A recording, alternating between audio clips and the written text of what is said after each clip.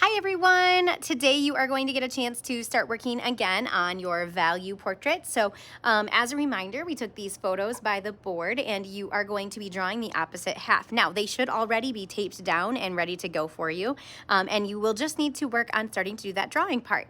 I wanted to give you a couple of reminders. So one of the first reminders I want to give you is that you should start by your nose, because if you start by your nose, you will make sure that you add your nostrils. I also want to remind you, don't put your eye right up next to that. You want to leave a little bit of space for where your nose and things are going to be, so that you will be able to add those details in as well.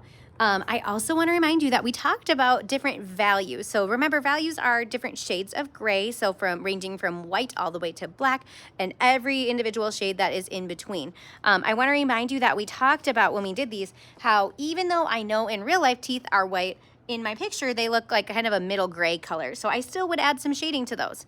We also talked a little bit about, for your teeth, not drawing the lines that go between teeth, about drawing more of those shadows underneath your teeth and your gum line up at the top, and just leaving those parts in between your teeth kind of alone, so that you can maybe add a little tiny shadow, but you shouldn't have big lines that go in between your teeth. That makes it look like you have kind of chiclets in your mouth instead. So please don't do that. Another thing that we talked about was for your eye, making sure that you start by adding in any of that white that is showing in your eye. So making sure that you add that highlight ahead of shading in any of the other parts of your eye, so that it stays nice and white, just like the reflection that you can see in my other eye there, right? So you want to make sure that you are adding those in as well.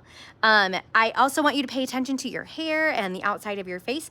And then when you think that you are getting done, I want you to check with a partner. And as a partner, your job is going to be to look at the portrait and make sure that there is shading on all of the parts of the face. So the only thing that might be like white would be like that reflection in your eye. Everything else should have some level of gray to it. So if I look at mine right now, I am nowhere near done. I haven't done any shading on my skin, and you can see that, right? You see this big line that goes right down between my photo and my drawing. So I would have to do a lot of shading on my skin and my eyebrows and all of those places to try and make it match. So your goal is to try and make your color on your drawn side match as close to the colors on the other side as you can. So for some areas, like the dark part of that shadow in my hair, I have a lot of shading to do. I have to push really hard to try and get it as dark as it is on my other side, okay? Also, as a reminder, if you get done with drawing one side of your face, which you shouldn't today, this should be something that takes you more than a day, especially if you're trying hard to match that drawing to be realistic, but also trying to match that shading.